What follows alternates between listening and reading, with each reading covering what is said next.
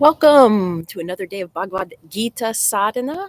I'm Atmadarshan or Laura, and we're talking about chapter 14, which can be viewed as a certain type of yoga that may appeal to you on your path, whatever that path is, spiritual, in the material world, parenting, gardening. Chapter 14, we spent a bit of time on because the concepts are a little dense, especially to Westerners, and because we're going to be talking about these concepts as related to another path coming up. But today, I'm going to set the record straight on something that is often confusing in the, at least Western yogic community. We've talked about these three elemental forces of nature: Tamas, darkness; Rajas, passionate activity; and Sattva, luminous balance. I have my learning props here. Tamas, this is the darker petunia. Rajas is often shown as red, so here we go. And then my friend from yesterday, who's teaching me a valuable lesson, this is the white petunia of Sattva. Sometimes it's helpful to have these visual illustrations. So in the yogic community, and actually on many spiritual paths, we feel like there's darkness within us or in the world. So then we notice that, oh, my bad habits, the evil in the world, the ignorance in me or around me. Then we have Rajas, I got to do something about it, and I'm going to do it passionately. And then we have Sattva, where we get to like, oh, everything is light, and everything is good, and everything is pure, and everything is stainless. And then we think we've made progress. But actually, according to Lord Krishna in the Bhagavad Gita, no, we haven't, because what we've just done is get attached to the idea that we were not good enough to begin with, that we had to do something to be better than we actually are, and that we've done something. Our ego has done something. Krishna makes it clear that these elemental forces of nature are just doing it themselves.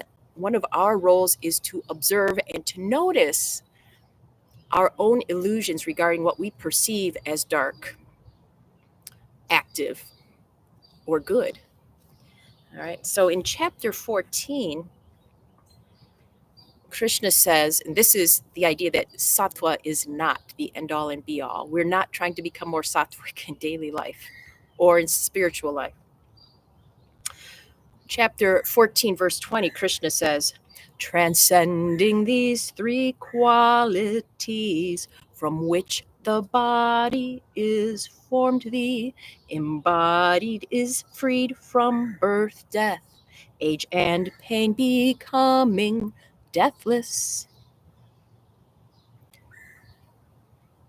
So what he's saying here is, actually, we have to transcend our attachment to any of them. And we talked yesterday about the idea of sattva.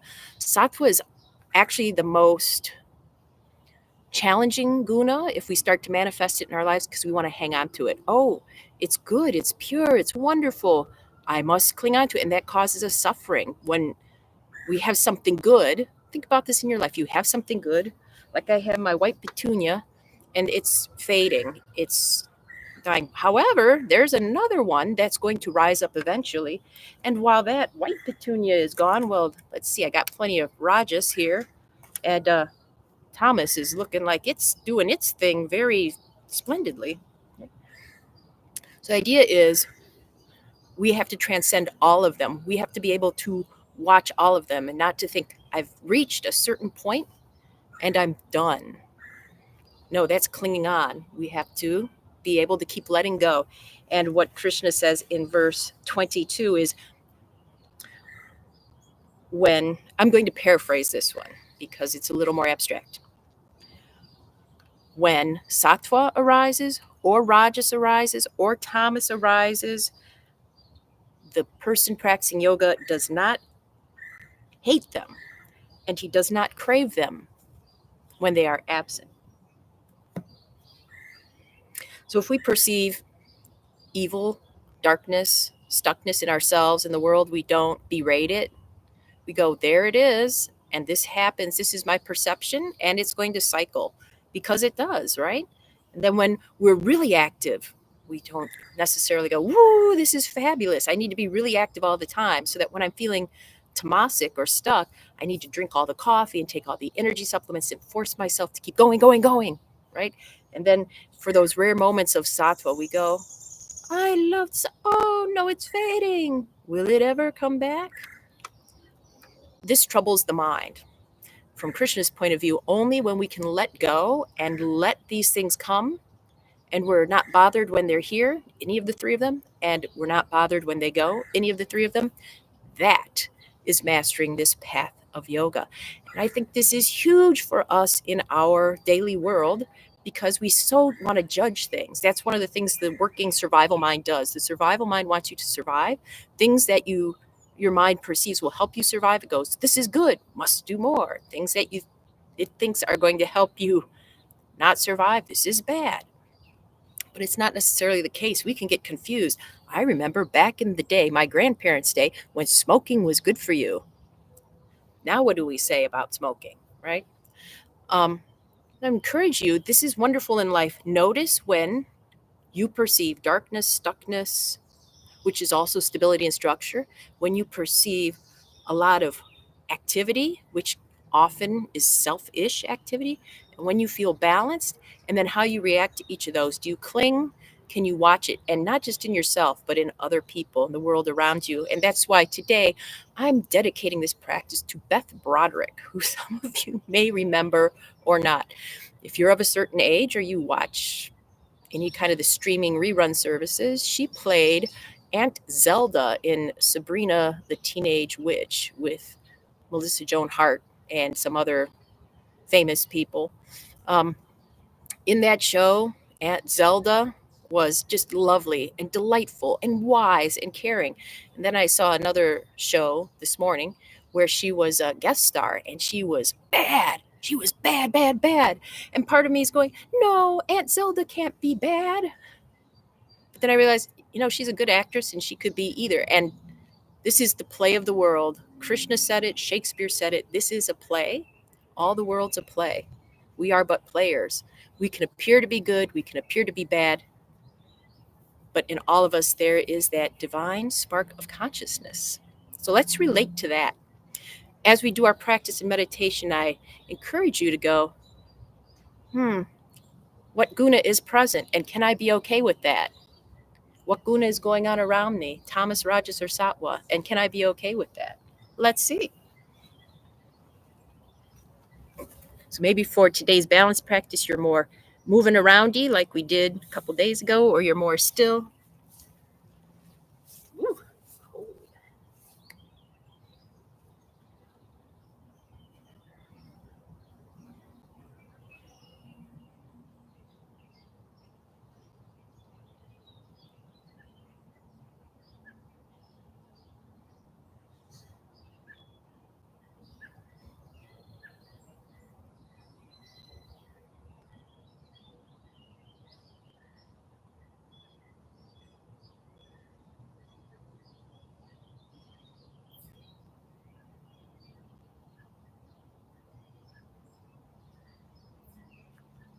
Switch.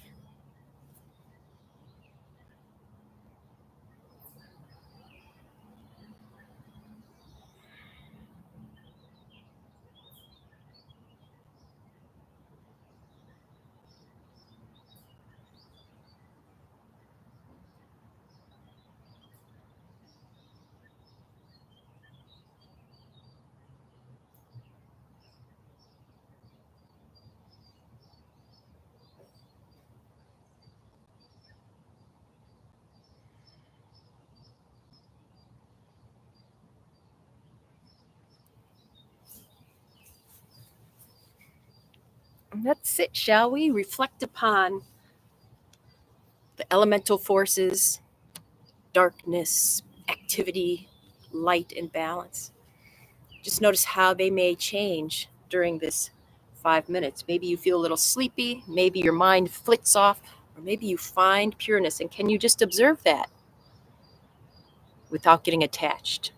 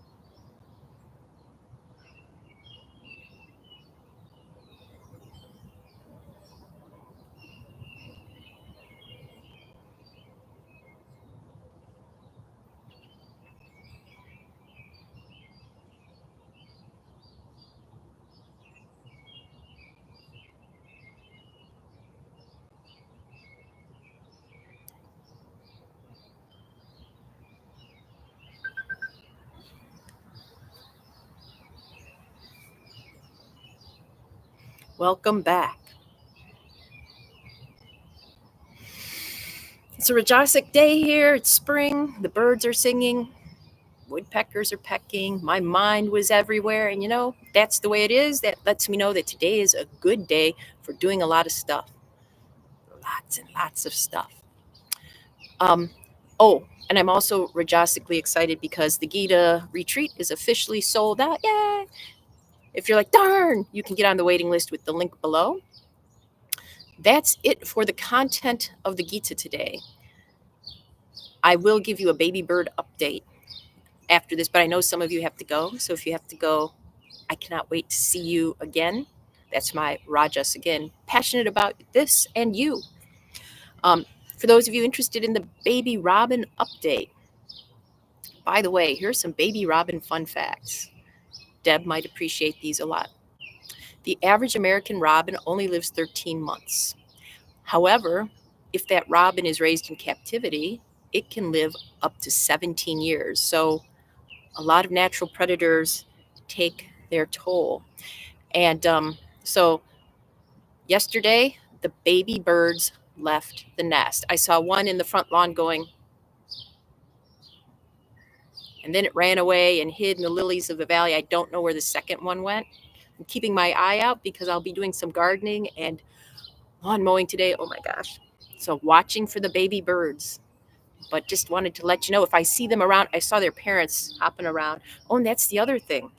According to this website I looked at, robin pairs will mate for a long time, but only if their first brood together is successful. So if they successfully raise baby birds to fledgling, they're more likely to stay together. But if those baby birds don't make it, they split up and find new partners. So much to learn. Wow. I hope you have a day filled with learning. I can't wait to see you again. Until then.